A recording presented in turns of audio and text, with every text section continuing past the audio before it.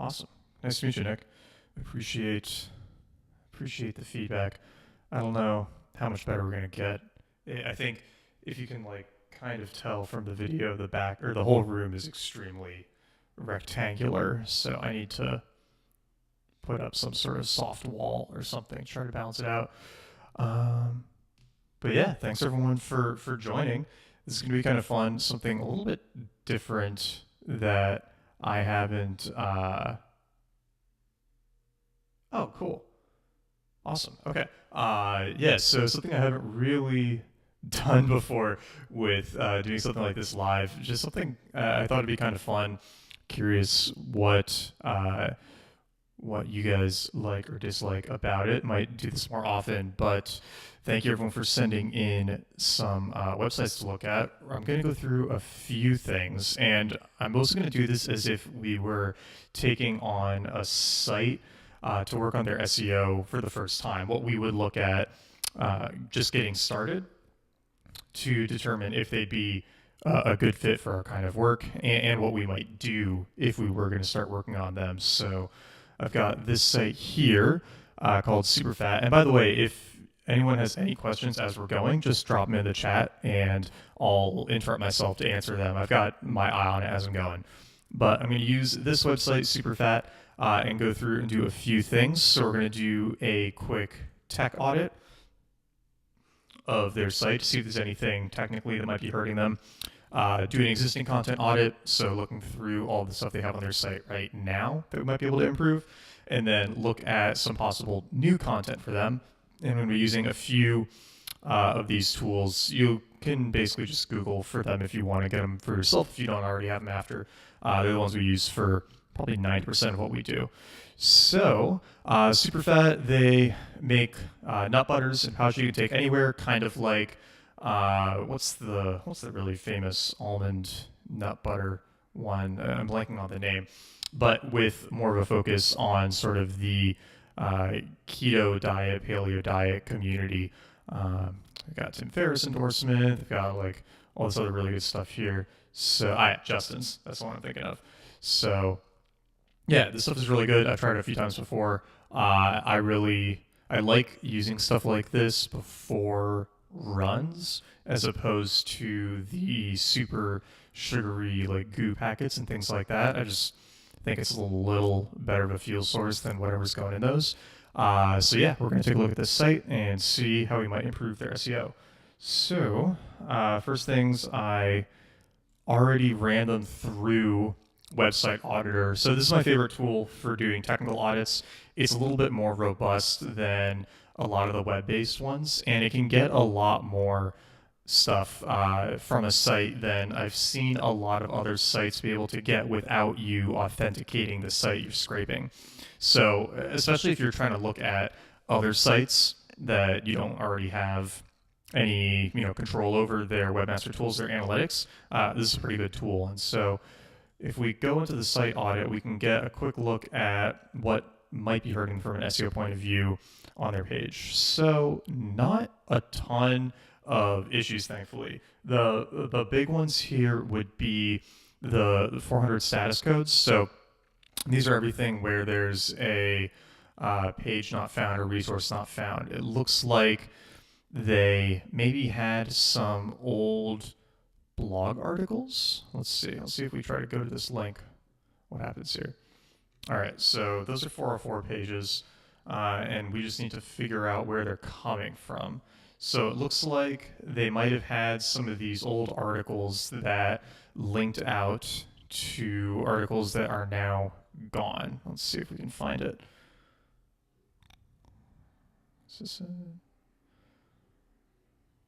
So somewhere in here is this broken link. And so what I would do first off, if we were going to try to get this cleaned up, is Website Auditor makes it pretty easy to get all this stuff out really quickly. So you can export all the table details, and then you can just sort of start working through this list and say, okay, like let's make sure that all of these URLs are getting 301 redirected to pages that do exist.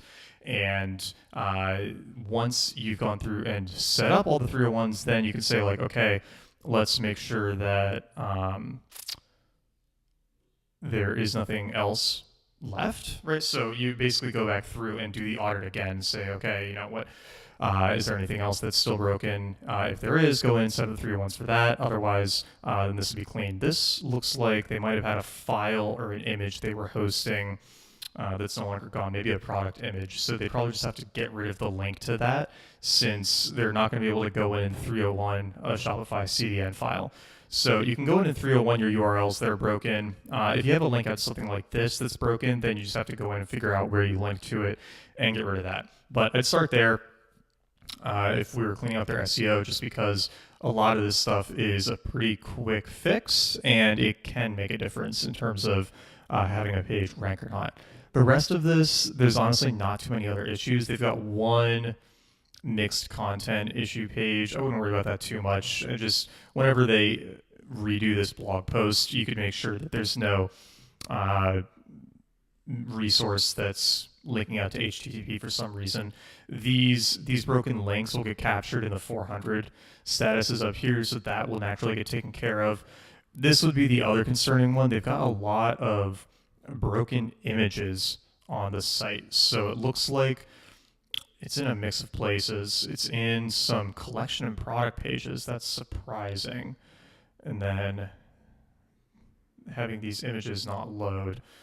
You definitely don't want that in your collections pages. Let's see if we can go find what the issue here might be.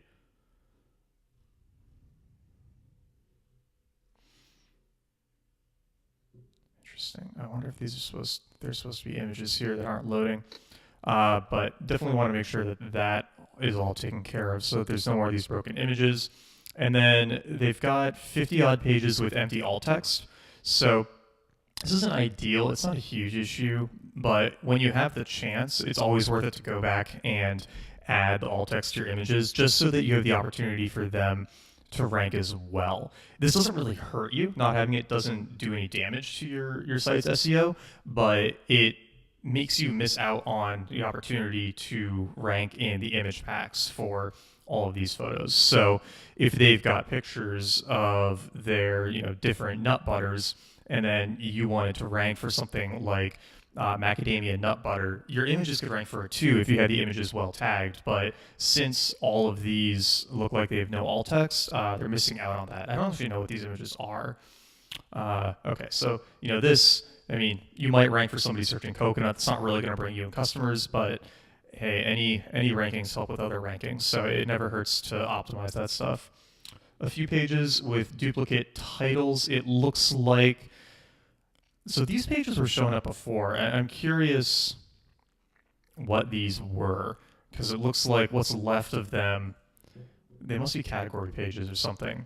Looks like these all had the exact same title. Okay, this blog has been removed. I would 301 these to, those are the headers, okay.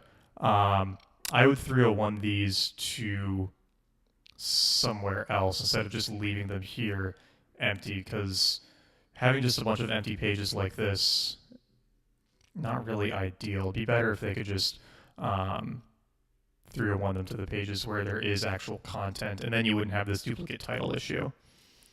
So that would be that. Some of these titles are too long. You usually don't want the title length to be greater than 70 characters. You'll see it's cutting it off here. It looks like their issue is that they've got this super fat, amazing nut butters that they're tacking onto the end of every header.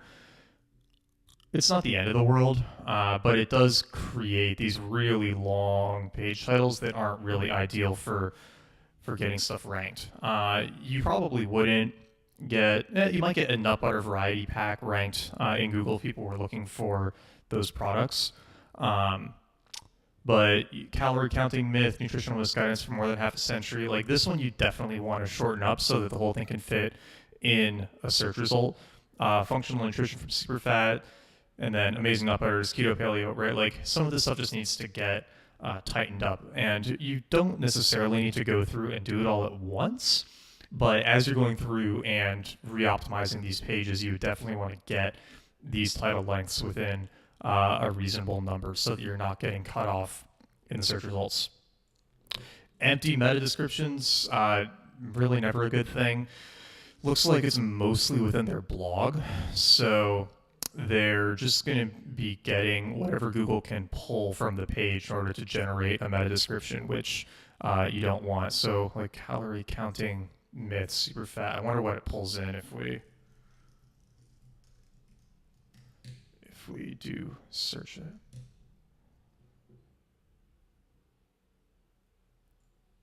So it's finding something because it's got this. I wonder if this is the in-page description. I'm using a tool called Website Auditor by Link Assistant. So I think if we search,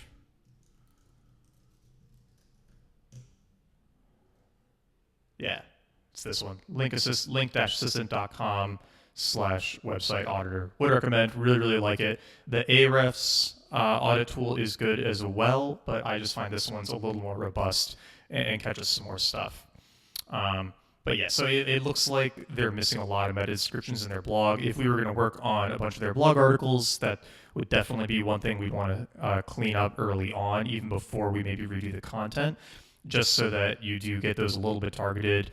It doesn't necessarily increase the page's ranking in itself, but it does increase the click-through rate, and having a higher click-through rate can increase the page's ranking over time. So that's where it's really valuable.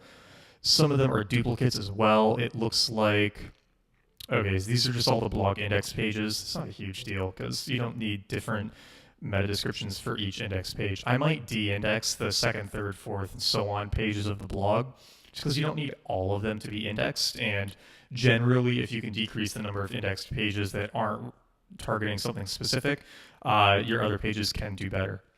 And then they have one meta description that's too long. Again, not a huge deal. It's their privacy policy. Probably leave that. So for the most part, their site's pretty clean. We've seen some incredibly messy websites when doing this audit. We had one person we couldn't even really take on as a project until they resolved about 10,000 issues, like just within the broken resources and broken images. They had something like 8,400 status codes and another 2,000 broken images on their site, which was a mess. But just cleaning that stuff up, I think it might have almost doubled her organic traffic. I'd have to check with Nora on that, but it did a lot. So really good place to start. If you are doing SEO consulting or trying to do some SEO freelancing, doing something like this is actually a really good way to pitch working with someone, because you can actually take this and download it, put it into a nice spreadsheet, and send it to someone and say, hey, I found all this stuff on your site that could be hurting your SEO. Could you, or I will fix it for you at X dollars an hour. And you can usually, if you know what you're doing, you can usually charge like $50 to $100 an hour to go in and clean up stuff like this. And it's pretty good value, because if you sent me a list like this for my site, like I'm never going to get around to fixing most of this stuff. And so if you're trying to get your feet wet in the SEO industry, this is a pretty good place to start. And it's good, again, like kind of foot in the door with a company, and then you could go from here to doing bigger work after that. So we don't do that, but I guess if we were going to do outreach, this wouldn't be a bad place to start. So that is the technical stuff. I know I said questions as we go, but any other questions on any technical health auditing things before I go on to their existing content? Maybe I'll... so we do technical SEO. Like, we include it in our packages. All I was saying is that we don't use it as a sales tool. So you could use something like this to pitch somebody on working with you by saying, hey, look at all this broken stuff on your site. Like, let me help you fix it. We don't use it as an outreach strategy, but we do this for all our clients that we work with. Because, again, like, we don't want them to have technical issues, because that's going to make it harder for us to succeed at our job.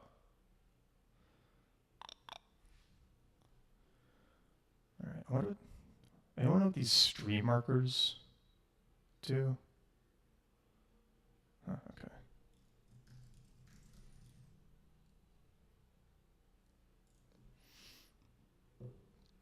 Yep, there'll be a recording afterwards. Oh, hey, Gray. Glad you could join.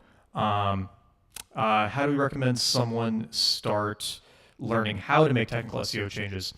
Most of this stuff is super intuitive. if you're using any kind of CMS. So if it's a 400 status code, that usually means there's a broken link somewhere. So all you need to do is go to one of these pages and find out where it's linking to this article and then get rid of that link.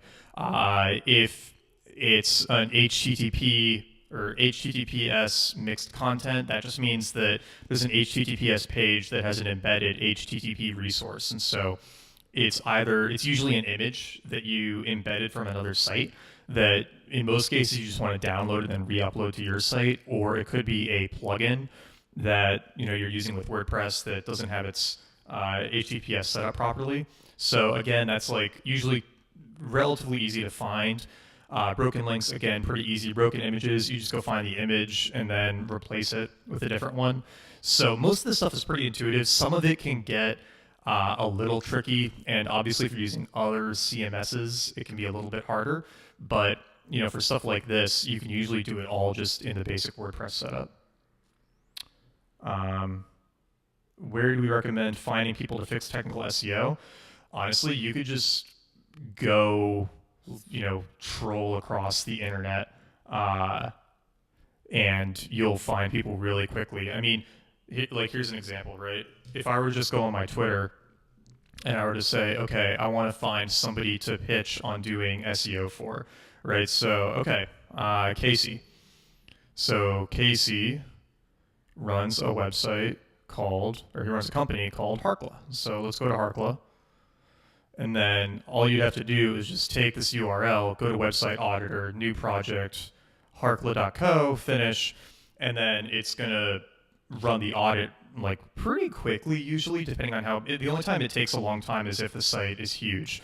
And then once this is done, I could, again, take like the big takeaways and email Casey and say like, hey, I found these SEO issues on your site. I think you could be ranked higher if you fix this stuff up. So again, really good way to reach out to potential clients. Is there any SEO area that Website Auditor does not cover well and that you use or that you would recommend another tool for? Yeah, it's really only for technical issues. It says it can do content analysis, but its content analysis is pretty weak. I really only use it for doing these site audits, because like their content, we have to wait for it to finish now. Their content analysis stuff is just like really heavy and kind of let's see, not butter. Honestly, I haven't used this in forever, but it can go through and tell you all of this, but a lot of this is like old school SEO, right? Like I don't worry about keywords in the H2, H6, keywords in bold, italic, keywords in the anchor, right? A lot of this stuff isn't super useful anymore, so don't think it's as good for that. It's really better for the technical health stuff. Let's see if we got Harkla done. But yeah. Content King for real-time tech SEO monitoring. Okay, cool. I'll have to check that out sometime.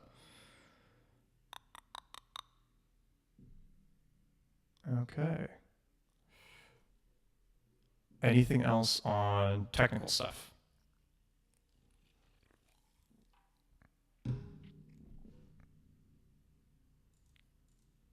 Cool. Let's go on to existing content audit. Add the stream marker. Twitch is fun. Site speed. I didn't cover site speed. I usually don't end up actually running that audit, and I absolutely should. It's frequently not an issue. It usually comes up later when we start doing the individual articles, but because this one does do a too big page check. Let's see. Let's go back to SuperFat. And taking care of pages that are too big usually fixes it. Where is it? Yeah, too big pages. So they did a good job of compressing their pages enough for this not to be an issue. Sometimes a site has, like 30 meg pages, and that's going to run really slow. But as long as their pages are under 3 megs for the most part, it's not too much of an issue. Favorite tool for content analysis? We're going to get into that right now. So that is doing the technical audit. So then the next thing would be what else can we do with their existing content to get more traffic. So my first question is going to be, do they have a blog? And in this case, we know the answer is yes. They have a blog, so it's showing up in the tech audit. But we can see like May 21, May 4, May 4, May 4. So they seem to be like publishing a little irregularly, and it looks like kind of very focused on some of these keto topics. So, but they do have 7 pages of 1, 2, 3, 4, 5. So they've got 35 articles. So there should be something here. So what I'll do next is I'll take their URL and I'll go to Ahrefs and plug it into the Site Explorer.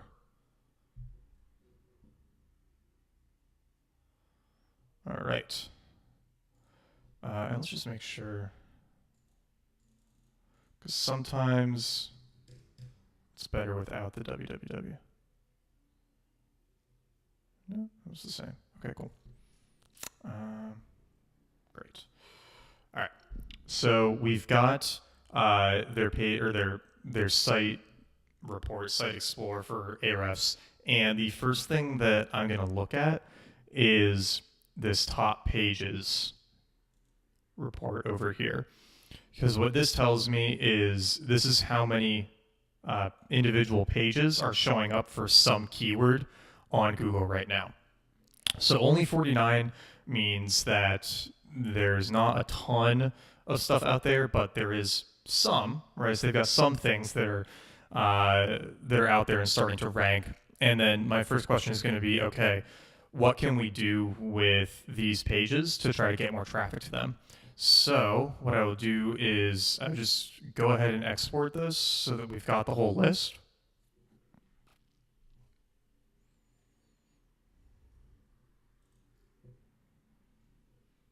Luckily, Ahrefs is pretty quick at doing this, so we'll download that. Let's see, this might open up my other screen.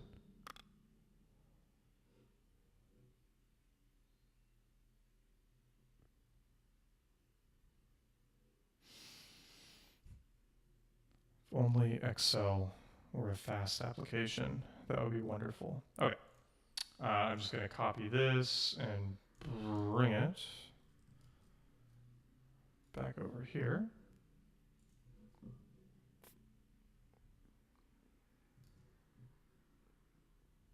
All right. So these are all of their current pages and their top keywords, volume, position. I'm going to get rid of all of these columns so that we just have URL, keyword, volume, position. Then we're going to pull this out a bit. So what I'm most interested in are the pages that look like they could be optimized for good keywords that would be relevant to the brand. So if we go ahead and filter this, I'm going to start by just focusing on the blog.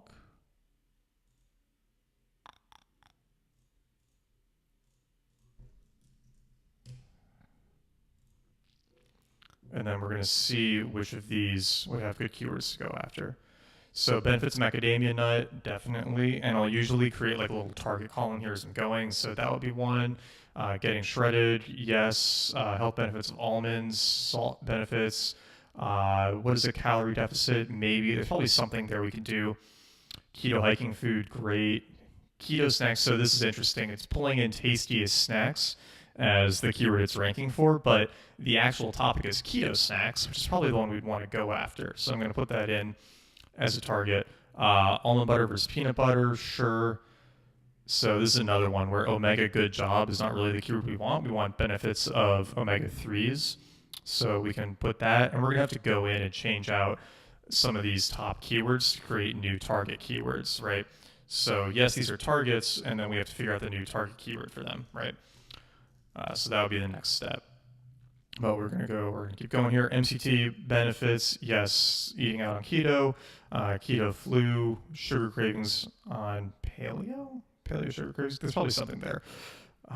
Beginner guide to paleo, yep, keto lunch ideas. Abs are made in the kitchen. I think that's a saying. I don't know if that would be something super relevant to rank for, but it's worth at least looking at.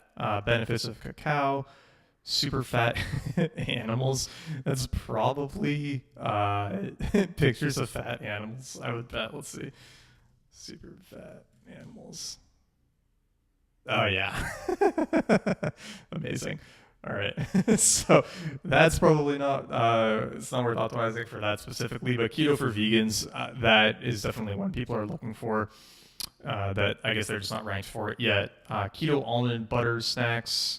Yep, almond butter bulk. Where to buy almond butter? Yeah, that's going to be one. Nutritional benefits of cinnamon. Yeah, so for the most part, coffee memory loss, artificial sweeteners, calorie counting. Okay, cool. So we're going to take this now. Let's extend this. We're going to filter for the ones that we made the target. And then now we need to find the new target keyword for each of these articles. So I probably won't go through and do all of them since that would take a little bit longer, but there's really two things we can do here. So first, if we're looking at this one, benefits of macadamia nuts, right? I can take this and go back to Ahrefs Site Explorer, and I can plug in that whole URL. And what this is going to give us is all of the keywords that this URL is ranking for. So it looks like the winner here is going to be macadamia nuts health benefits. That's the highest volume variation. And honestly, if you optimize it for any of these, it's going to rank for all of them. But let's just go with, macadamia nuts health benefits, benefits of macadamia nuts, health benefits of macadamia nuts. That's sort of like the phrasing that we want to try to get it ranked for. So if we go back here and let's just make this a little more specific, health benefits of macadamia nuts. This is going to be the new target keyword. So now the question is, how good is this article right now for that keyword? Oh, yeah, so why did I pick this one versus the ones with higher volume? The higher volume ones are much less specific. So the higher ones, right? So this is the highest one focused on health benefits. Nutrition, I would imagine, is more like people looking for the nutrition facts. So they would say like macadamia nut nutrition. And so they're probably looking for, yeah, exactly this, which is not really what we want to try to rank for, because one, people who are searching this are probably trying to like get the calories for calorie counting and macro counting, whereas we want people who are actually going to read the article. Macadamia nut benefits, right? And yeah, exactly. Like it's going to be really hard for us to try to get ranked for macadamia nut, and that's such a broad term that it's not really good for attracting customers. Whereas macadamia nut health benefits, those people are much more interested in like learning about the benefits of macadamia nuts and in probably buying them or buying something that has them. This is actually, side note, something that's worked really well for cup and leaf, because if we have something like green tea health benefits, I think we're ranked for this. Are we? What about like oolong tea?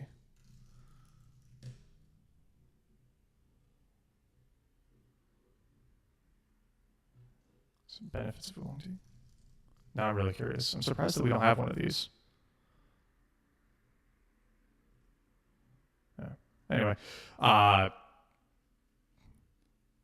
even that keyword is super hard to rank. Yeah, it's not going to be super easy because it's still a 26 difficulty, but it's going to be easier to get ranked for that than trying to just go after super broad macadamia nuts. So going back to that, then the question is, okay, so how good is their article at ranking for this keyword? And the first thing that I notice when I look at it is that they haven't updated it in just in like, I guess only 6 months. So that's not so bad. That's fine. If that were a little older, I would say we want to do an update sooner, like with a new publish date. But 6 months ago, not so bad. But the body of the article is probably going to be the next thing we need to look at. So if we're going through here, we can look at all of the information they're including to rank for this. And honestly, this is a pretty good looking article off the bat. They're not doing too much linking out. They've got some good information. They've cited their sources well. One thing they haven't done is linked to these sources. And anecdotally, I think that linking to NCBI and NIH and all of those actually does help the authority of your article. So when you have sources like these, I would definitely link to them, because I think Google likes to see that you're citing good resources as opposed to, a like random person's health blog. No images is a little concerning. I don't think that the images actually help these articles rank per se, but they do keep people on longer. It's good for dwell time. But I think the biggest question is, how does this article compare to the competition? Because when we ran that search, let's see here, benefits of nut butter, or benefits of macadamia nuts, right?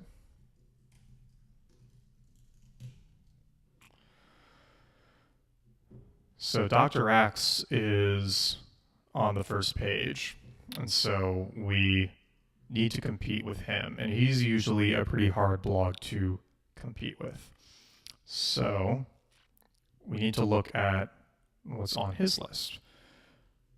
So he's only got 7 things that he's calling out, but it looks like he's going a bit more in depth. And look, he's pulled out origin and history of macadamia nut and how to store and roast macadamia nuts and macadamia nut recipes. And like, this is really in depth. Okay, precautions, like final thoughts on macadamia nuts. This is a long article. Let's see, how long is this?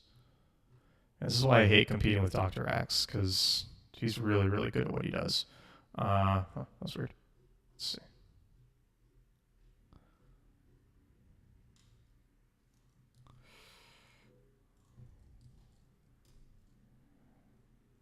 All right, how long is this article? Yeah, we're looking at about 2,000 words, so not impossible to compete with, but we're definitely missing some of that info, because I would bet that this is like maybe 1,200 words. So now the question is, how do we make it better? There are a couple of ways to do this. The first thing I would do, depending on, and actually, okay, so there are 2 ways to do this depending on your level of investment in SEO tools. Way number 1, if you want to go the somewhat simpler route, is to take this article and maybe a couple of the others that are on the first page, and then go back to Ahrefs into the Site Explorer and plug in some of those articles, and then see what the keywords are for those articles and what they're ranking for. Because this will give you some ideas aside from his headers. So his headers are a really good place to start, right? Precautions, recipes, how to store nutrition, each of these benefits, like all of that stuff is really good things to add to your list to make sure you have. And then so is looking at the other keywords that it's ranking for. So you can see like how many carbs, how to roast, benefits of macadamia oil, right? This is like a good way to get a sense of what else is included in his article that you should include. The graphics, again, are not like super necessary for the article to rank, but I bet that if we look at images for benefits of macadamia nuts, I bet his graphic is in there. This is the perfect keto one. Pinterest. Wow, I'm surprised his isn't ranked here. I really thought it was going to be here. But you can see that Perfect Keto has one of these images as well, and that's ranking. So it's pretty useful for 1, getting ranked in the image pack, 2, for Pinterest. This looks, no, it's too long for Pinterest, but he may be using it on Pinterest anyway. And then 3, again, just like showing up more ways in the search results and keeping people on the page. Oh yeah, so he's got this one here. So some of it is ranking. But yeah, not necessary to rank in the text results, but helpful for keeping people on there and for ranking in the images. But yes, so we want to figure out what he's talking about that we're not talking about on our page. Step one would be to just read through his and see what's missing in ours that we should include, and then go through maybe 3 or 4 other first page results and see what else they're talking about. So the Perfect Keto article, which we probably did actually, the Healthline article, the Style Craze article, like look at all of those and say, okay, which of those have, or what do those have that ours doesn't have? And then go back and expand the article to include all of that. Alternatively, the very fast way to do this is to take their post and run it through ClearScope. So this is another SEO tool that basically does that content analysis for you. So if we search benefits of macadamia nuts, this is going to run a report on what is included in the articles that are currently on the front page of Google. And then we can load in our article into the report and see what words we're missing. So this will take a second to run, but then we'll be able to use that. And what I would be doing usually is, you can do it a couple of ways. You could have a spreadsheet for the article where you're just listing out all of the terms that you need to include. So basically all of the related keywords that you want to touch on in the article. Or you could just be making a note in a doc, kind of like bulleting out all the subtopics that you're going to make sure you include. And then you can go back and organize them into an outline later. And then this will give us a few more ideas here once it's done. And yeah, the reason I say you may not want to go, or you may want to just do the Ahrefs route, is that if you're a solo blogger, ClearScope probably doesn't make sense for you. I think their least expensive plan is $300 a month. So whereas Ahrefs, I think you can get in for 90 or 100. ClearScope does get a bit more expensive. So it makes sense for us when we're doing 70 odd articles a week. It doesn't always make sense for individuals, but here we go. Okay, so let's take this whole article, and I'm not going to include the sources. Okay. All right. So we can see that their grade so far is a B-, which means that there's definitely a lot of room for us to improve. You know, for one, we're coming up about 500 words short of the average for the first page, and there are definitely some terms that we're missing. So what ClearScope is doing is it's going through the top 10 or 20 results on Google and seeing what terms are being used the most in articles about the health benefits of macadamia nuts. And this gives us some idea of what we should be talking about. So here's an interesting thing that we see come up pretty often. Heart health versus heart disease. It seems like the disease language is resonating better with Google and with readers. And so you might change this first benefit to be about heart disease instead of heart health. Monounsaturated fatty acids, that's not discussed right now. Free radicals aren't being discussed. Healthy fats hasn't been used. Hawaii is coming up a bunch for some reason. Weight loss, I guess, is a benefit people are talking about. Talking about the nut oil, talking about benefits for cholesterol. So this gives us a good idea of what we're not talking about in the post right now that we should be covering in the piece in order to make it more competitive with what's already out there on Google. And ClearScope gives us some cool other information. You can see like our readability is actually pretty good. It's a little bit easier than some of the other top posts. We like this to be lower because, again, it just makes the post much more approachable. This just tells us that it pretty much is all articles that are showing up for this search. Whereas if we searched, macadamia nuts, it'd probably be a mix of articles and people like looking to buy things, right? So maybe Amazon results, things like that. And then if we want to just look at the relevant terms, we can go and look at that too. So this gives us a list of all the terms being used in articles on the health benefits of macadamia nuts, and then their importance and how much they're being used. So we can see how often we're using these terms versus the recommended amount. So super easy if you're trying to. What's up, Bernard? Yeah, this is my 5-minute ClearScope plug. Bernard's actually the founder of ClearScope, so it's nice for him to join. No, seriously, I don't get any kickback if you guys sign up for it, so this is not an ad. Looking at the other keywords outside the main one to include that their article ranked for and yours didn't. Does including them just once in your article still help you, or do all of them need to show up multiple times in multiple headings to give you rank there? It's going to depend on the term and how you're using it. I definitely would not just like throw these topics into your article to like check the box, because so this is the one thing, is that ClearScope is not like a panacea where it just magically does the work for you, because I could just, you know, copy all of these terms and paste them into my article a bunch of times and it would get, you know, an A+ for having all the topics. Like, you have to actually use them in an organic way in the piece and actually like weave them all into the information you're providing in a natural way for it to help you. So if you're going to include more terms in your post, that so that you can, you know, be more competitive here, you need to actually like go in depth on those and not just like throw them in randomly. You'll see sites that are doing that. I think there are other tools like ClearScope, or they're using ClearScope, that less good writers will just sort of like game by throwing in words randomly. So you do need to be kind of tactful in how you take advantage of this information so that your article doesn't come off like it's written for a robot. But yeah, so that's probably where we would go, is we would say, okay, we've got this post. We've got the post. It's trying to rank for this keyword. This is actually good to me because it means that there is room for us to improve it so that it can be more competitive.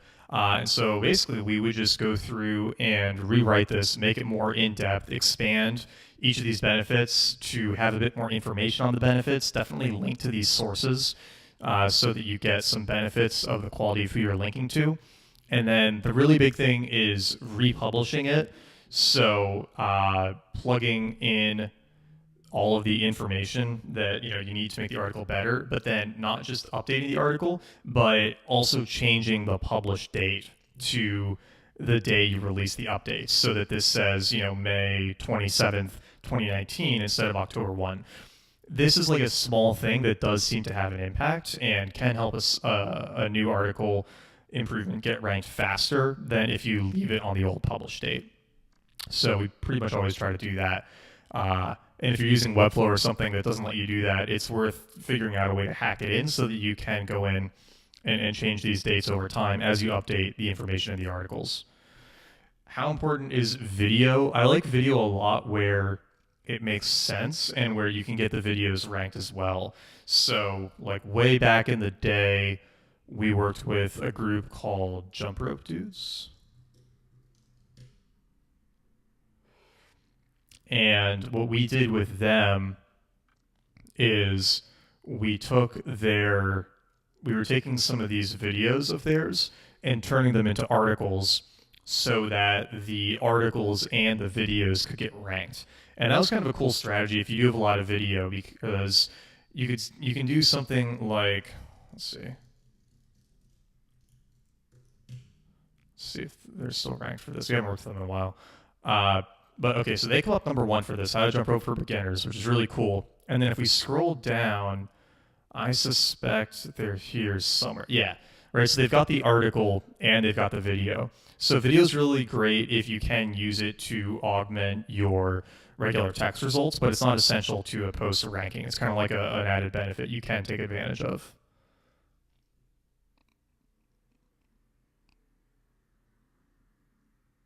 Any other questions on improving the existing content? Because what we would do is basically, once we figured out all of the keywords that we think are worth going after here and their new target keyword, we'd go back and re-optimize all of these posts for those new target keywords, republish them, do promotion on them to get some, like extra initial traffic. And we would probably go through and do most of these before we even start on creating new stuff. Yeah, transcribing video and creating an article is great. I mean, I wouldn't steal someone's video for your article, but if you want to work with them as a way to help them get more traffic from the content they've already created, that's like a great way to do it. But yeah, I wouldn't go steal other people's videos for your content. Oh, I should mention, let's find one of these that is currently ranking for a keyword that wouldn't be the best fit. All right, yeah. So this one, keto snacks. I think what we would do is we'd go back in here, we'd plug it in. Yeah, I wouldn't change the URL slug. You can if you absolutely have to, and you can set up a 301, but it's usually better to leave the slug the same and just update the title and the meta description. Because even with the redirects, you do get a little penalty, at least for a month or two. So if you don't have to change the URL, I'd avoid it. All right, so this one is ranking for a few things, and this is interesting. High-fat snacks is the best keyword for it right now. So high-fat snacks might actually be the thing we should optimize it for, but it's possible that it's just not ranking for keto snacks. So I would go to the Keyword Explorer and search for keto snacks and see, whoa, yeah, okay, this is a much more interesting keyword, right? 69,000 monthly searches, insane volume. And the difficulty is hard, but it's not, insane. I mean, high-fat snacks has the same difficulty with a volume of 800. Yeah, I know. I'm sorry about the mic echo. I need to get a better setup for this for next time. But this has got like way better volume. So this is probably the one you want to optimize it around. So what we do in that case is we would take this, right, and we would do the same thing with ClearScope, where we do the ClearScope report on keto snacks, plug in that article, and then see what else we need to be talking about in order to get it ranked. It is possible, though, that keto snacks is returning a lot more like buying pages than articles. Although we can see like this is an article. Wow, Diet Doctor has 2. That's insane. It's Perfect Keto again, Women's Health, Tasty, Dr. Access down here, Food Network. You're going to see a lot of the same names in these areas. So it looks like these are all articles. So it is a good article. Like it is a good topic to do an article on. They just need to, I think, do a better job competing for that keyword. I wonder what they have right now. But yeah, now that we found the actual keyword we want to go after, we would just do the exact same thing we did before for the first Macadamia Nut article.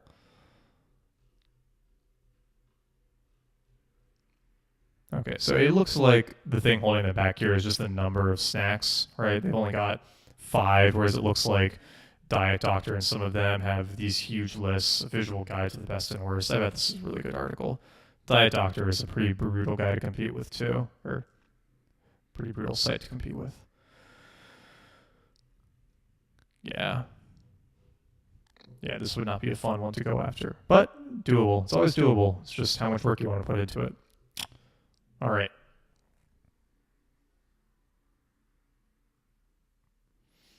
Yeah, between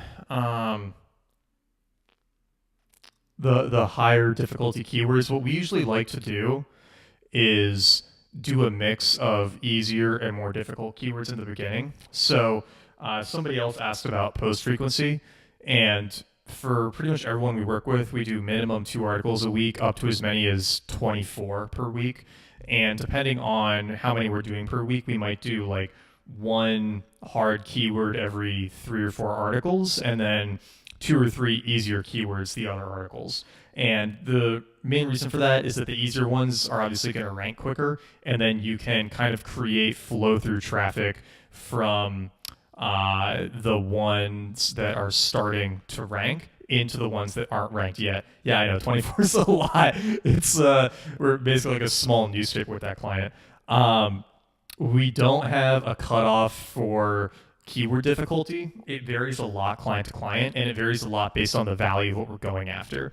So like for cup and leaf, for example, we're not ranked for the keyword green tea, but we're trying to be. And I mean, this is an insanely hard keyword to rank for, but we're like going in the right direction ish, I think. I mean, let's actually look. If we go to, right, and some of these keywords you got to be willing to wait like 6 months, a year, right, a really long time to start to rank for them.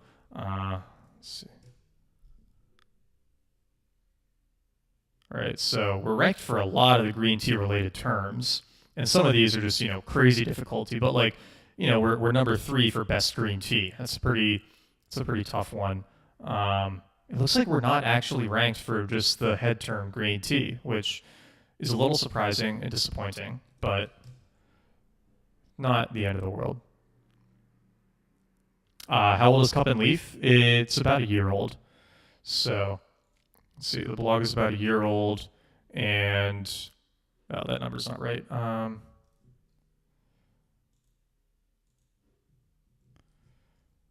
I can bring up the stats later. Actually, I can bring them up over here so you can't see everything else in my analytics account. Sneaky, sneaky.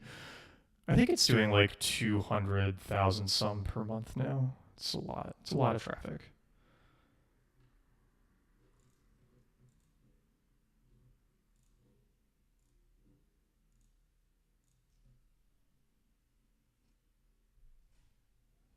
Yeah, I honestly don't know how much more traffic there is in the tea space until we start ranking for some of those really crazy head terms like, green tea. So I think we're actually one of the biggest tea blogs now. I don't think there are many that get more traffic than we do. All right, here it is. Yeah, so 64,000 in the last week.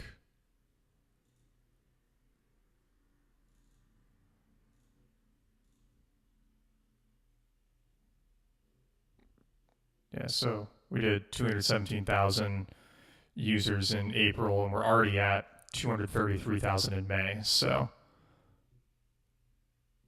oh, the mushroom teas, yeah, they're getting more popular. We used to work with Four Sigmatic actually, so not gonna go fight our old client. What was our link building strategy for Cup and Leaf? We didn't have one. We didn't really do any link building for it at all. We had a couple of things where we got lucky. We put links to it in some of our owned properties, like my blog and Nora's blog and the Growth Machine blog, obviously. But most of the links just sort of came organically. The thing is, like, once an article starts doing well, people who are writing stuff about it or people who are writing stuff about those topics will start to like link to it. So, WikiHow referenced us for how to make iced tea because we were ranking for iced tea. Or this was the other strategy, is like going on podcasts and then talking about it. So this is how we got a lot of good backlinks from just, going on podcasts and saying like, hey, well, I'm working on this tea site, and then they link to the tea site in the show notes. So that's a really good way to get backlinks. But most of these are just people who needed to link something on Jasmine tea benefits and found us. Yeah, so we got the Guardian. That's like one of the only links that we did actually do outreach for, because the University of Maryland like took down their entire site, and it had a bunch of health stuff on it, including some old stuff about tea. And so we were able to find all of these new broken backlinks to the University of Maryland site. And so we did some outreach around that, but I think this was the only big link we got from it. So that was kind of cool. Total number of articles and posting frequency, like, yeah, minimum 2 per week. I prefer 3 or 4 per week. Cup and Leaf, we've been doing 4 per week.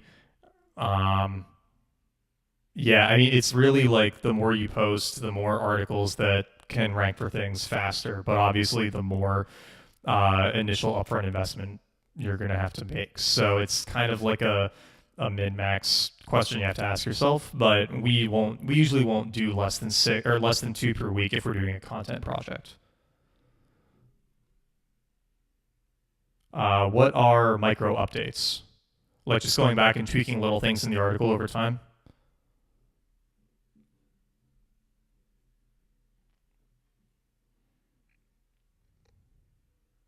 Tiny articles. I personally don't like tiny articles. Yeah, little 200-word ones. Not worth it to me. Like, because it's just really hard to rank a 200-word article for anything unless it's something super specific. So I think that if you search how to block email pop-ups, am I still number one for this? Yeah. So I got this spot as number one for how to block email pop-ups, and this is like a 150-word article. It's super short.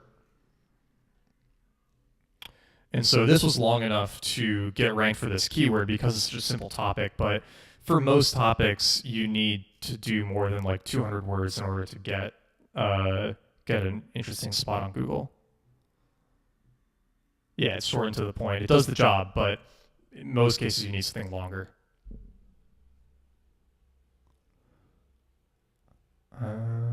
Alrighty. Any other questions on doing the existing content audit?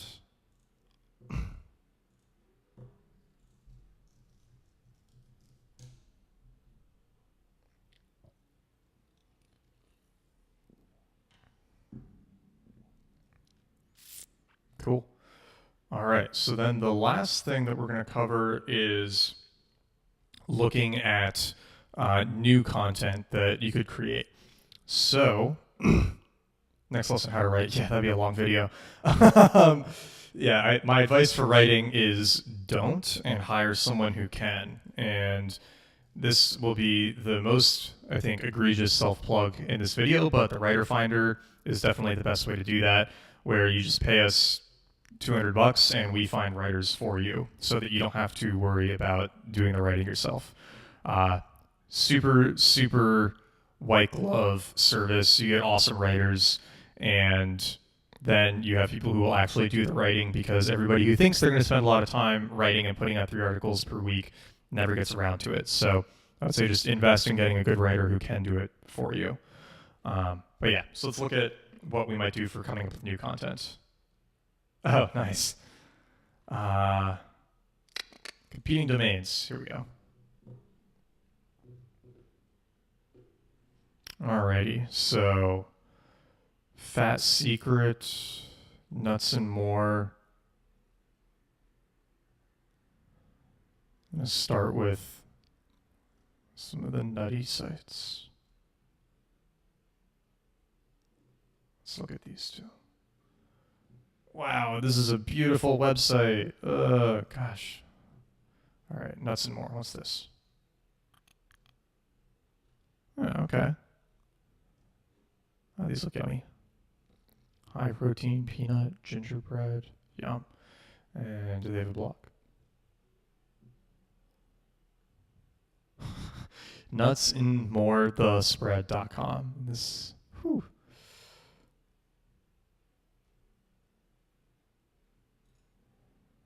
It's an interesting content strategy.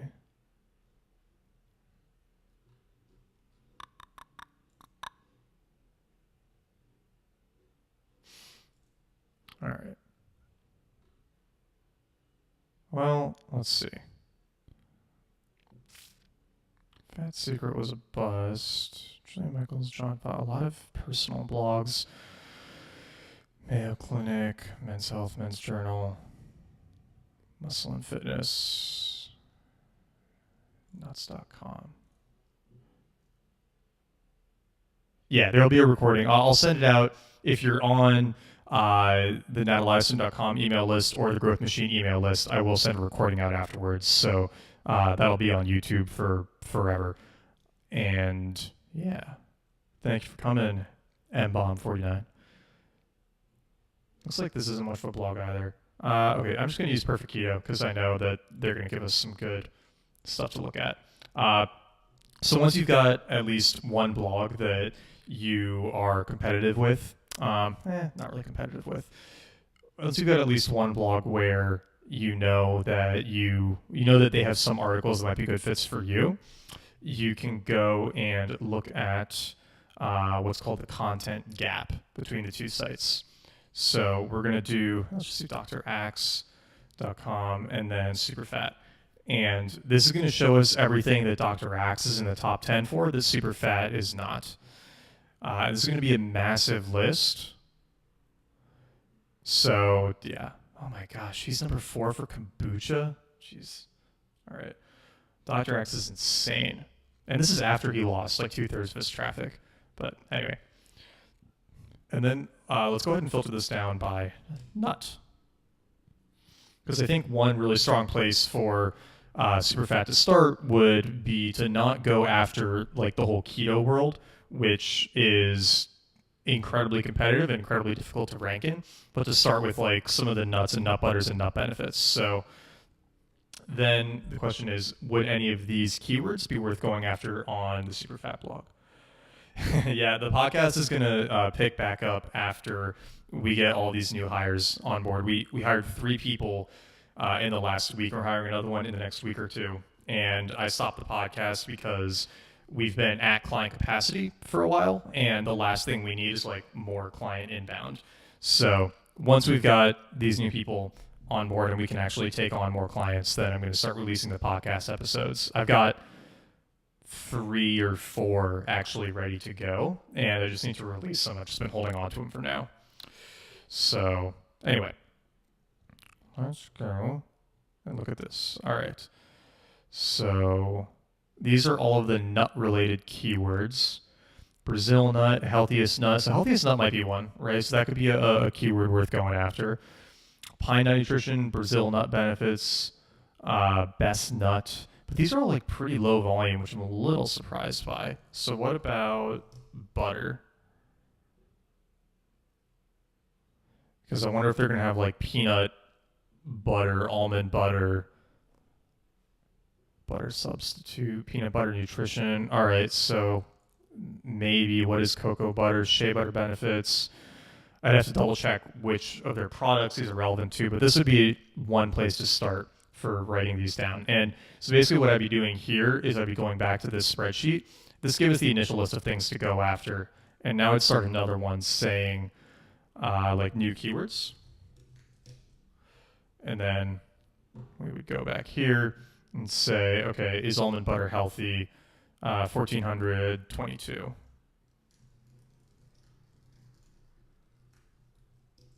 Cool.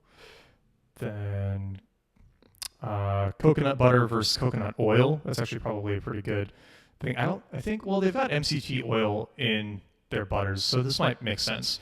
And for anyone who's wondering, basically what we do is we go through and do this research ourselves once and put together this list of topics, and then we go over it with the client, and they can kind of be like, I like this one, I don't like this one makes sense, this one doesn't, what about these other topics? And that helps us filter it down. So we'd be running all of this by them too. So coconut butter versus coconut oil might be worth it. And what are the numbers on that? 1,313. Cool. Healthy butter substitute, almond butter benefits. Yeah, that seems like one they should really have.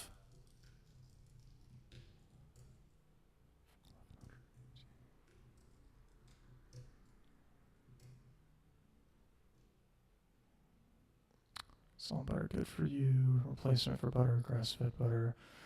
Yeah, so I would just keep going through these and seeing, what else is on, what else are good potential keywords that we could be ranking for that we're not. And then as we fill this out, we can kind of create that ongoing content plan for the next, X number of months. And that would give us kind of like a lot to go off of, because each of these keywords is going to be a good article. We do the same thing that we did with this one, where we would basically take the keyword, either look at what everybody else who's ranking for the keyword has on their page right now, and then use that as the base to figure out kind of how to beat, or so that we know what we need to include in our post in order to beat out the top page. And we would use clear scope, right, to get an idea of all the keywords and all the topics we need to include in order to be competitive. Did I choose the comparison site just because produces regularly ranked high quality content? Yeah, I mean, Dr. Axe is just like, they're one of the best in the business. Like, they're just so good at what they do. I end up competing with them a lot, and we do well against them, but they're definitely one of the few sites that when I see it's in the top 3, I'm sort of like, all right, here we go again. Is it cheesy to include your product in a 10 best XYZ products post? No, I think you just got to do it well. You can definitely do it in a way that comes off skeevy, but I think if you're honest in including your article or including your product and saying like, no, you know what, we think it's really good because XYZ reasons, like, I think people respect that. You will get shit on Reddit and stuff when you do that, but like, who cares? Reddit complains about everything, and it's good for traffic, so I think it's worth it. Reddit's probably our favorite like sneaky way to get a lot of traffic to something really quickly. There's not really any other social network that can drive you a ton of traffic with no existing audience than Reddit. It's pretty special in that way. Yeah, it doesn't always work, and people usually are mean in the comments, but it's a really, really good way to kickstart a site.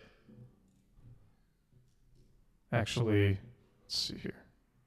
Did I close that window? Yeah, I did. All right, never mind. Any other questions on coming up with more topic ideas?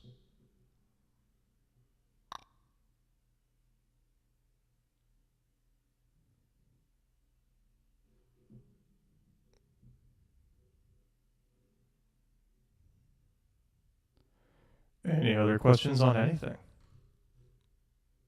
Quick overview of the steps you just took.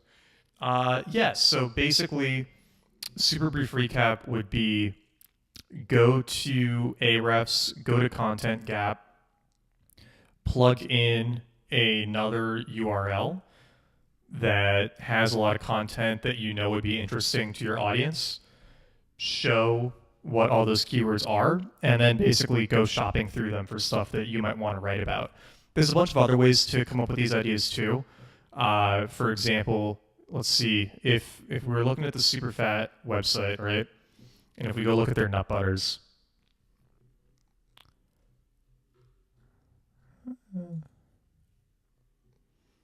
each of these would give us some ideas for keywords as well. So I might search, I would go to Keyword Explorer and say like macadamia nut, and then I would do having same terms and see what all the macadamia nut keywords are. So macadamia nut oil, butter, cookies, maybe, probably not. So those would be, the oil and butter would definitely be ones worth including. And you could do that for all their products. And then the other thing with companies like this, I really like to do posts on all of the ingredients. So if we're looking at all of their products, right, what are all of the ingredients in everything they're selling? So you would do an article on macadamia nut, almonds, cacao, coconut, MCT, probiotics, right? Like each of these has at least one, if not multiple articles behind it that are going to be very relevant to the people who are looking for these kinds of products. With a news site posting 2 to 4 times weekly, how do you know you've selected the correct topics and that you will ultimately rank? You don't, unfortunately. Like, it's not, it's not like ads where you can see really obviously if it's working or not, because sometimes you've got to wait, 4, 6, 12 months before you see results. So really the best thing you can do is just start with the easy stuff, work your way up, and just try to do a really, really good job with the content and with getting some initial links to it. It's a very like ephemeral and fuzzy skill, and it's like hard to know if it's working or not in the short term. So you kind of just have to take your best shot and go for it and be patient. Would we use link intersect to score backlinks your competitors already have? Yeah, we do that. If we have like a piece that we know is better than our competitors, we'll reach out to the people who are linking to competitors to get them to replace the link with a link to us. And that actually works surprisingly well. It doesn't work great from a percentage, right? Like you might only get a 1% success rate, but if you can send out a few hundred emails a week, like you can get a few backlinks a month. A promotion strategy for content in the early stages. The only thing, honestly, like, so there's two ways to think about promotion. One is building a following on a network where you will be active, right? So, like for me personally, I have a Twitter following that I do a lot with, and I have my email list. But I don't even have Facebook anymore. I don't worry about like Pinterest and things like that. Just throwing links willy-nilly onto social media won't really do anything. But if you can actually build up a following on Twitter or Pinterest or wherever, then awesome, right? Like the Cup and Leaf Pinterest is insane. It gets like 1.5 million visitors a month.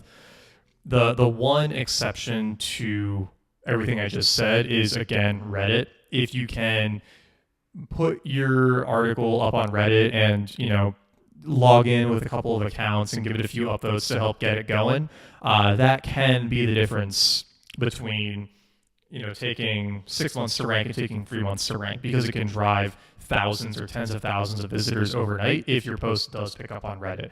So that's usually worth playing with, I think, especially in the early days. It is risky, though, because you can get banned from Reddit for doing this, which most of my blogs are. So, like, they probably will catch on to you eventually.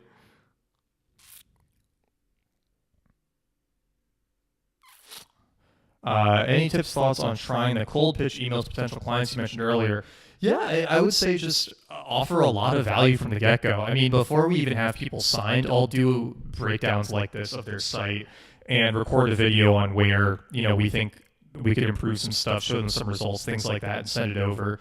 I think doing, basic free work in the sales process is like an amazing way to build equity, like relationship equity. And it costs you very little, because if you're going to get like a 10,000 or, for us, like $50,000, $100,000 plus project out of it, then yeah, taking a couple hours to like do some research for them is nothing. It's like always worth it.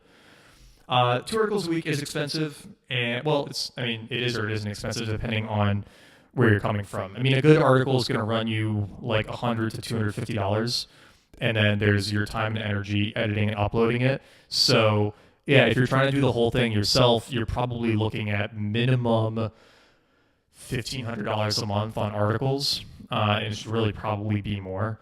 And you don't know that the ROI will be worth it. That's the thing. Like it's not like ads, right? Or sales, where you can get super clean ROI and like conversion metrics, right? Like you kind of just have to go for it for a while and keep tweaking.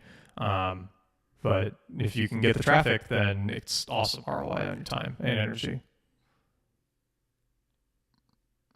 Typical price range for an article, yeah, like 100 to 250 is pretty good.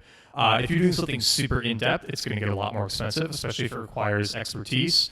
But what you don't want to do is just try to find someone on Upwork who you can pay $25 per article to hack something together, because it's not going to give you the results you want. You're much more likely to waste money buying $25, $50 articles than you are if you're buying $200 articles.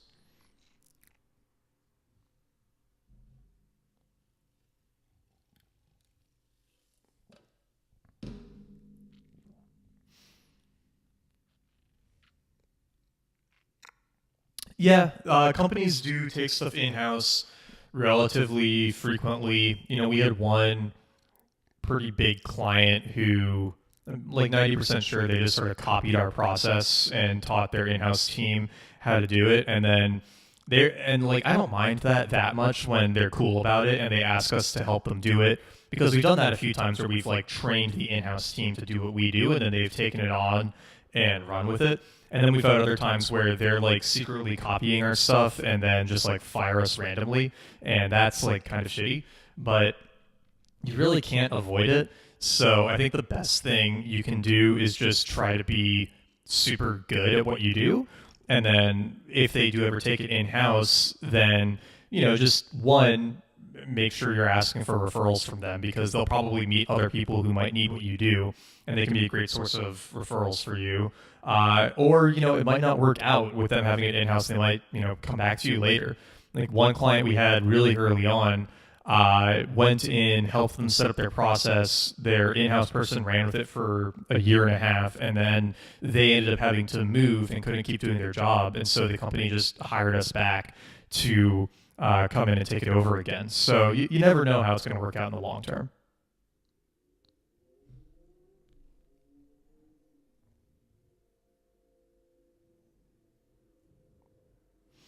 Alrighty. Any other? Sending physical products out to sites for backlinks. Yeah, we do that with a number of our clients actually. Like for anyone who's got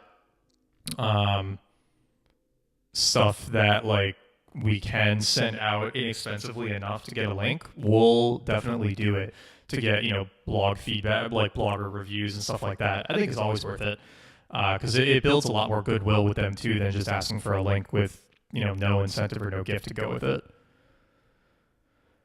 It depends on how expensive the product is, though. I mean, for SuperFat, it'd probably be super worth it. Super worth it. Just because I imagine an individual nut butter is not very expensive. But if you're, selling like, I don't know, custom laptops, it's going to be pretty hard to do it. Thanks, Ollie. Glad you could join. Do we do Pinterest ranking? I'm not sure what you mean by that. Do you mean like, do we do it as a service? We don't really for now, but I mean, we do it for ourselves, and it's been a nice extra bit of traffic. Let's see. If we look at the analytics, I think it's driving a couple hundred visitors a day now.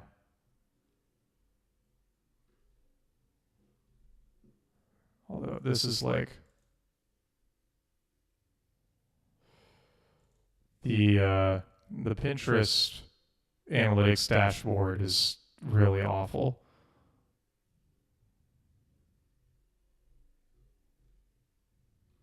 Wow, 81% female.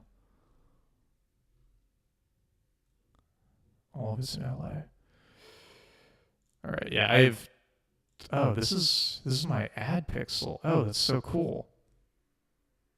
Huh. All right.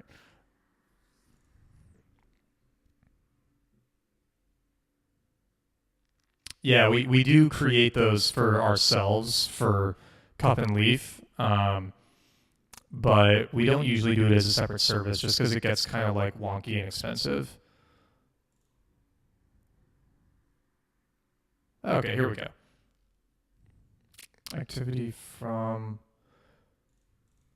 I swear, Pinterest dashboard is so terrible. They make it so hard to find like the one metric that's useful. Yeah, here we go. All right, so we're getting average 400 clicks to our site from Pinterest. It's pretty good. It's like spiked up here. How to make ginger tea, right? And then people go and read these articles and then buy the tea off of that. It's kind of a nice little funnel. I think this one even has like a custom coupon for it. Maybe that was a different one. But yeah, so you can see like our ginger tea is called out right here, and then it takes people straight to the store. So it's a cool little funnel setup. Yeah. Any other questions on any of this stuff? And like I said, I'm going to save this. Other tools, honestly, it's Website Auditor, Ahrefs, and ClearScope. That's 90% of it. And then Google Analytics and Google Webmaster Tools, of course. But those three do almost everything that we need to get done. Not forgetting anything. I know the guy who does our backlink building has a couple of others that he uses too, like Scrapebox and Screaming Frog and stuff like that. But for the stuff that we covered today, these three do basically everything.